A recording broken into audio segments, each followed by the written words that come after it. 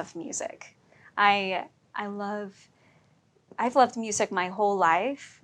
Being from a musical family, a musical background, it's always been my go-to way of expressing myself. But I also love that music is such a great format for self-expression, for vulnerability, for overcoming things in your life that you're working through, for learning confidence, for just learning about life in general.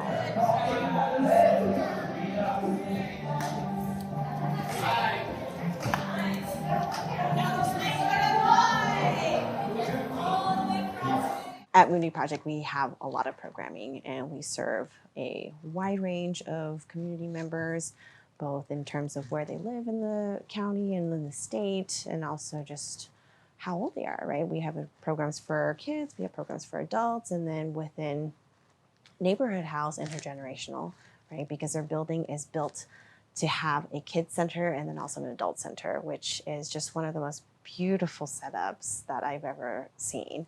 And having come to Neighborhood House back in 2018 was actually one of the primary reasons why I chose to work with Moody Project. And when I was doing my research for who partners with Moody Project, who are they, what do they do, researching all of the partners, and I came across Neighborhood House, and I saw Neighborhood House's mission, that it was intergenerational, and they were serving in the same building both age groups. I just went, this exists in our community. Why is this not widespread everywhere?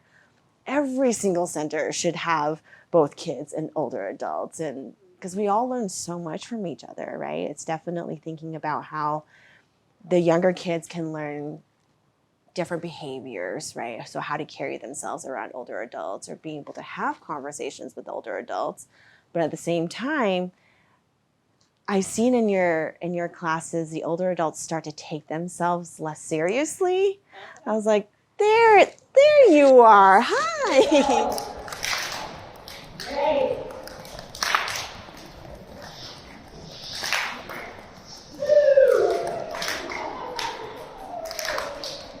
To add on to that, also the play part of us as human beings that honestly we don't do enough of as adults. And kids are so good at. So being able for the adults to be able to watch the kids and to be able to let down their guard and just play, that's a part of being a person too, on top of that creativity part.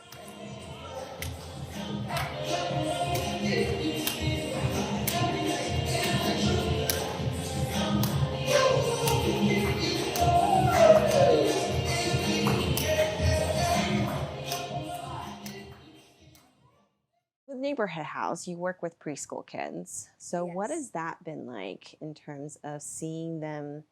Are they willing to interact, or are they more hesitant? Like, what is that like as a teaching artist there? Yeah, so the little kids, the 4 and 5-year-olds that we worked with, were very, very wanting to interact with us as a teaching artist, me and Ashton. They were very warm, wanted hugs, but they were very hesitant, especially at first, to interact with the older adults. I think a lot of it is because they were unsure of what the boundaries were. They were unsure of how these people would act, what they might do.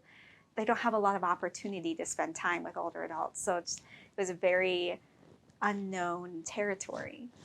And it was really, really fun to kind of open their eyes and help them to see us as human beings, the older adults as human beings, and that we are all just humans together.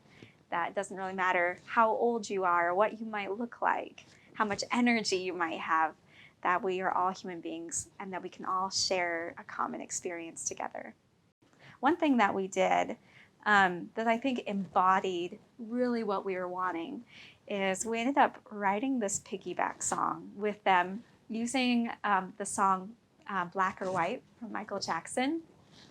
And instead of, saying black or white, we wanted them to come up with opposites that they might see with people, young or old, boy or girl, tall or short, and then we had them sing these opposites, and the words were, if you want to be my friend, it don't matter if you are short or tall, young or old, a boy or a girl, and just helping them understand that they can be friends with somebody that's not exactly like them. So if you wanna be my friend, it don't matter if you're cool, you're like it.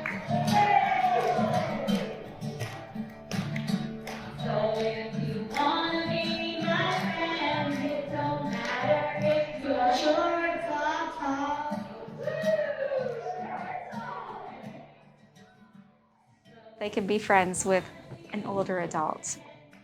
They can be friends with somebody that might have a slightly different color of skin, or might have more energy than they are, from a different cultural background, and I think having them sing that song, it was really a celebration of what we were trying to achieve.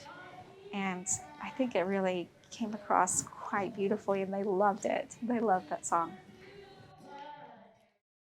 With that, you're talking about, there is some hesitancy there, or, unknown boundaries for, because kids are rambunctious, but they also have a lot of love to give, right? And sometimes they don't know, well, how is that going to be received? I don't know you, right? And definitely with you as a teaching artist, you're smiling, you're welcoming them, so then all of a sudden they will gravitate towards you, right? But the older adults may not necessarily be greeting them in that way, but they're there in that same shared space, right? So then you get 45 minutes to an hour with them every week. So then with music, how do you see some of those barriers starting to just relax a little bit because you guys are doing music? Yeah. So one of the goals that we had was increasing social interaction between the two groups. And one thing that we tried to incorporate into each of our sessions each week was dancing, turning on some fun music and just letting the kids dance, inviting the adults to dance, and just having a shared dancing experience. And the kids were able to see the adults being a little bit goofy and moving around. And of course, every old person loves watching kids dance. I mean, they're just so cute. So they were able to find joy in watching them dance. And I think that's when the older adults started to soften up and, and be like, oh, they're so cute, like, and applauding for them when the kids did like a cool trick or, something fun like that. And they started to have more interaction with dance, as well as learning songs together. Like, we were all in the same learning process, that the kids didn't know the song, the adults didn't know the song, we learned it together, and then we knew the song together like that. There were certain songs that became our songs. And so that was a really kind of bonding experience, I think, for both kids and adults to have just the music making process together. And also we wrote songs together. There was this one instance where I don't know what was going on, but the kids were a little bit more rambunctious than normal. And so when we took the kids aside, that day I chose to write a song just with the adults, and where we talked about the kids and what brings them joy being with the kids, and what would they like to thank the kids for. And I left it completely open for them to talk about whatever they wanted to talk about. And of course, they talked about how much they loved their energy, how cute they were, their smiles. But one thing that really stood out to me was when somebody said, you might not pay attention, but it's okay because you're just kids.